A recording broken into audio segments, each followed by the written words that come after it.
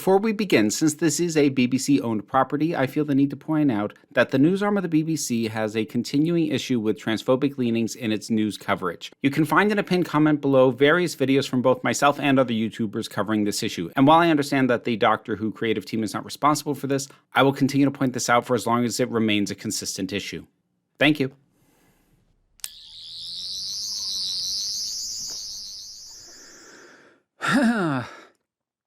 Well, they can't all be winners.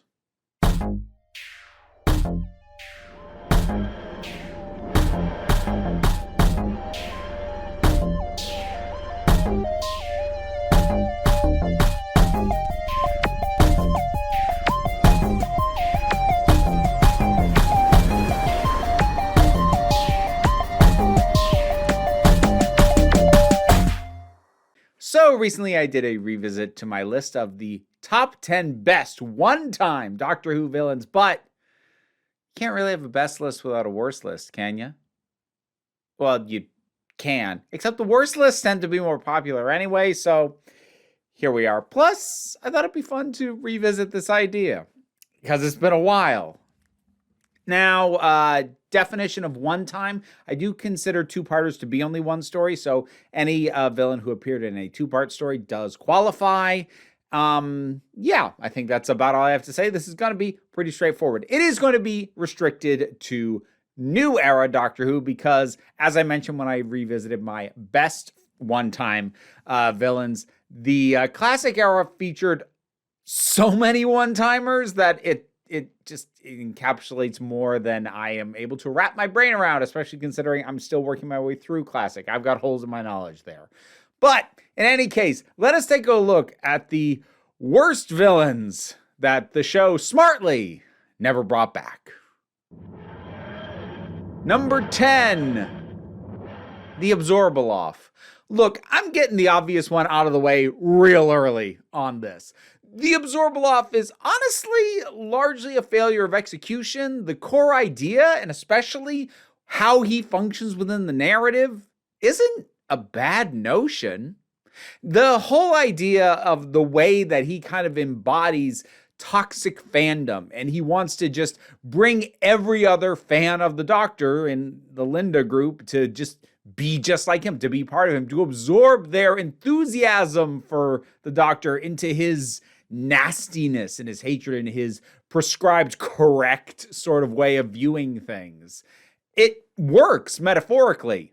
As a practical matter, even before we see the suit, the characterization of the performance is so arch that it really kind of kills the potential for this character as a villain, and even as a symbolic and metaphorical villain, kind of as I said, like, I do still think you have to take that at least a little seriously, because you can't take this guy seriously. And that's before you even see what he ends up looking like. And once you do see what he ends up looking like, yeah, there's a reason this guy's been a punchline for a long time. But again, obviously, I don't think he's the worst. There was still some potential there, and there's some little bits here and there, like, there's something, it just didn't quite pull together. Like, at all. Number 9. The Futurekind. So this is going to be the first of several entries that will fall under the category of villain and or monster that doesn't need to be there at all.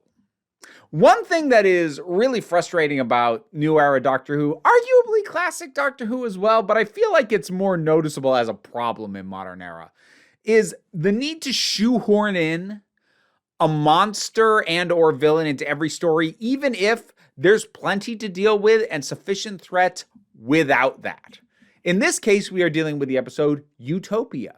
We are dealing with the end of time. Entropy has won. Humanity is trying to escape before the last remnants of this rock that is even vaguely habitable falls apart, and they're trying to get somewhere else so that they can continue to exist. That is threat enough. If you need to like really, kick a boot up the butt of the plot, have it that the planet itself is about to fall apart, crumble, whatever. These humans with these just weird teeth and sort of oddly devolved minds, why? And the name, like Futurekind, it said like, this is what we will become. What? Why? Like, I guess theoretically it's trying to seed the idea of what will eventually happen later with the Toclafane, but the Toclafane are a very different kind of monstrosity from these things, so that doesn't even really track. They're just there because the story needed a threat, except it didn't. It had one. It just threw these things in anyways. Blech. Number 8, the Reapers. This is one some people are going to come at me for this one, because I know. There is a contingent of fans out there who really think these things should come back. I could not be happier that they never have. I think they're a terrible idea. And they also suffer from what I just mentioned with the Futurekind, which is story doesn't need them. You created a paradox, just have time falling apart. Just have reality and causality unravel. That is the threat. You don't need monsters to do that. You don't need to rip off friggin' Stephen King's The Langoliers, which isn't even that good a Stephen King story, in order to do it. These things add nothing. There is nothing that they bring that would not have already been inherent to the idea of just reality collapsing, which is in here a little, but I think would have been far more effective than having these things show up. And not to mention the fact that the whole idea that gets planted with, they sort of come in to like clean up and eat away at anomalies and paradoxes or whatever. By that logic, we should have seen them a hell of a lot since then. And there's a reason we haven't, because they don't work. They're not interesting. They're bland. They're boring. Conceptually, in terms of when they show up, like, maybe you could do something with that, but the execution of what they are, how they operate, they are generic as hell, and they aren't necessary to this story. I think Father's Day is overrated in general, but my biggest problem with that story is these things. Number 7, the Morax. This is from the Witch Hunters, and yet again falls under the category of we didn't need these. There is a perfectly serviceable villain. There is a perfectly serviceable human villain. This legitimately could have really worked as a pure historical, really delved into the way that communities would rip themselves apart out of fear or misguided notions of like righteousness. There was a lot to work with there. It was even being worked with fairly well. And then suddenly this mud monster takes over the rather interesting human villain and does a massive exposition dump to be able to explain why the hell we're now doing this. It disengages from everything. These things do not thematically or logistically tie into anything that had been going on with the tensions between the people in this town, with King James, with any of it. They're just there. They're just there, and this is what the climax is going to be. Why? This doesn't tie off any of the conflicts we've actually been dealing with in anything even vaguely approaching a satisfactory way. Get rid of these things. Number 6, Leandro, or who I keep thinking of as Lion-O. I can't help it. So this one is from The Woman Who Lived. And I will say that unlike the last few, there is a reason for him to be here, because if you don't present some kind of villain, then this episode isn't going to be much more than just a travelogue of Ishildar's life. And that, while the most interesting part of the story, isn't really going to carry it completely on its own. You need a conflict to sort of bring it all together. But it's why this guy? Why does he look like a lion? Why is he doing anything? Why does his shoulder fall in with him? She seems honestly too intelligent for this, to be pulled in by this guy who has some weird generic plan that I don't remember. The only thing I remember about him is that he looks like a live action Thundercat. That's literally the only thing I can ever remember about this guy. And this is a story that actually did kind of need a villain, but like one that works, that does something, that is memorable for anything other than looking like you stepped out of a furry convention. Like, why? Nothing against furries, by the way, but like, why here? Why now? What are we doing? Number 5, Dr. Lazarus. Oh boy. Okay, so there's a couple of things going on with this one. First of all, let's deal with the elephant in the room. horrendous CGI. This thing looks real bad. And not just on the final render, but like conceptually, what is this? If the core idea is that this thing is somehow hidden within our DNA and like a direction the human race could have gone, you pushed it too far. I don't buy it. As a premise, I don't buy that that's what this is. And if this was ever going to be interesting, it needed to retain some degree of his intelligence, but instead he turns into a monster and roars and tries to kill people, or does kill people in a few cases. And that's it. There's no hint of the intellect. Why is his brain friggin' vanishing when he turns into this thing? And what is motivating this thing to behave the way that it does? No answer. It's just it's the monster he turns into because we need a monster. Look, if you wanted to go Jekyll and Hyde, just do Jekyll and Hyde and have him be, a little bit more dangerous, more bulked up. Deal with the mental deterioration when this transformation happens. Don't just take it as assumed. Don't just throw this thing at us, this pile of pixels that didn't even look good at the time and really doesn't look good now. This character is uninteresting and weird in a way that is kind of boring. It's like if you were to tell me that a guy makes himself younger but then turns into a monster, I wouldn't imagine that he looked like this, but once you show me that, I'd be like, oh, okay, so we're not trying, are we? Or maybe we're trying so hard that you might as well have not tried. Maybe that's what it is, because this thing is over-designed to hell. Number 4, the Shakri from The Power of Three. This might honestly be the single most forgettable villain in all of Doctor Who, and I feel pretty confident in saying that. You want to know why? It wasn't until I sat down to edit this footage that I realized I didn't even record the entry for this guy. Like, what else is there for me to say? He basically just sits there, does nothing, he just gets talked about. And I know the word is that the actor was the problem here, except honestly, I've tried corroborating that, and it's not as supported as you might think it is. It's still possible, but however this happened, again, I literally forgot to talk about him when I sat down to shoot this. That's why you haven't been seeing my face for this entire entry. I think that says it all. Moving on. Number 3, the burnt creatures, crispy... I don't know what to call these things. They're from Journey to the Center of the TARDIS. Whatever these things were. So, kind of springboarding off of what I said about Dr. Lazarus, where I had this whole thing of like, okay, so he turns into this, but why does he just act like a monster? Why doesn't he retain any of his intellect? And if he's not going to, then what was the point of having him be like a scientist? We didn't get to know him or anything, but like here, it's that, but worse.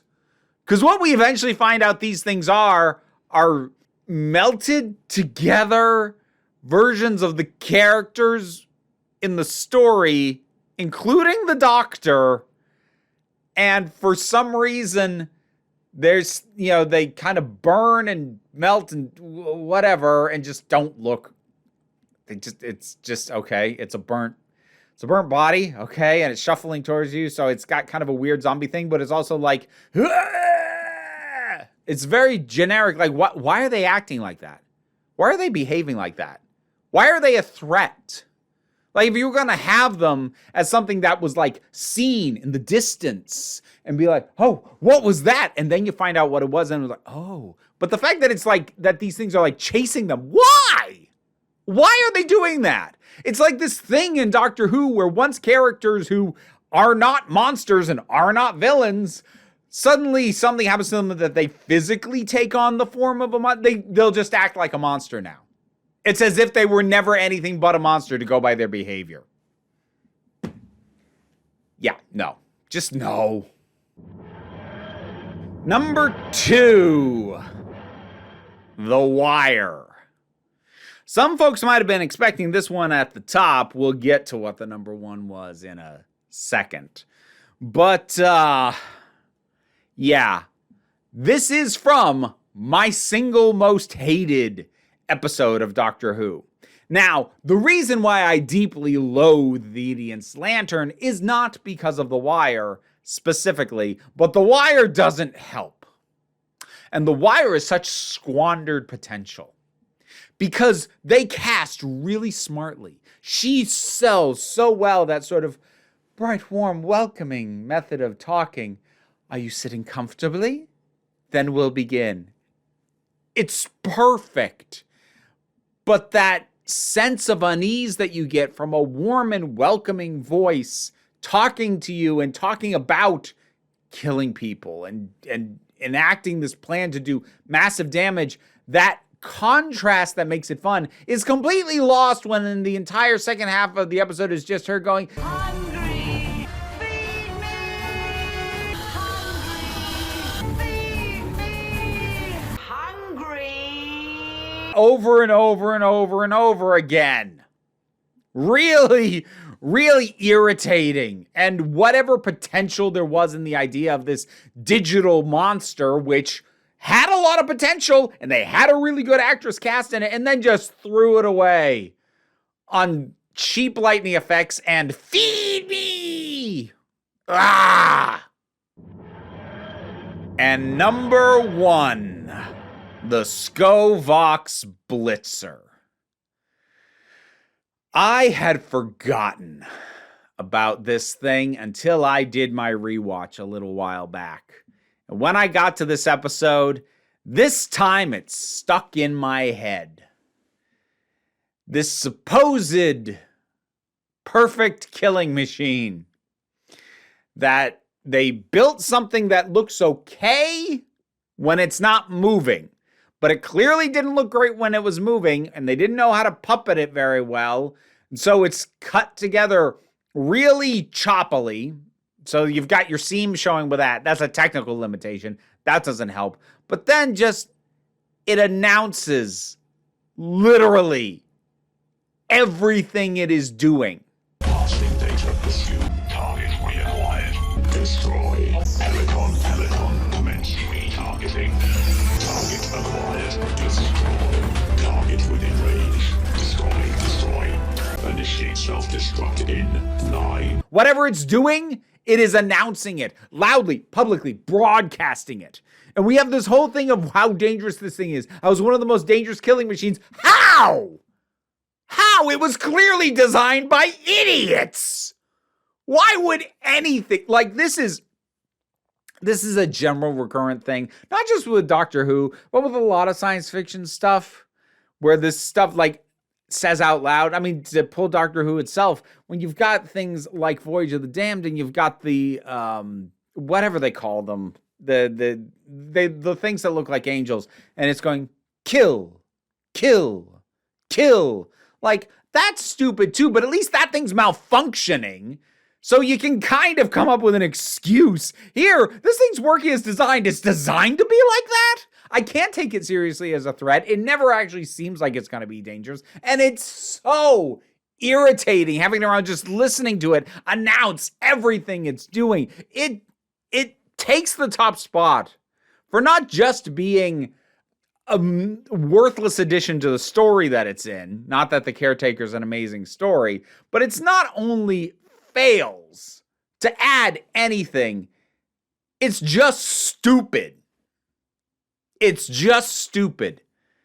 As a villain, this does not work. This is what I'd expect from a robotic villain in an early 1990s Saturday morning cartoon. And I know Doctor Who can be cartoonish sometimes, not to this degree. Or at least it's not supposed to be. Oh well. What are your most disliked, despised, or derided? 3Ds. God.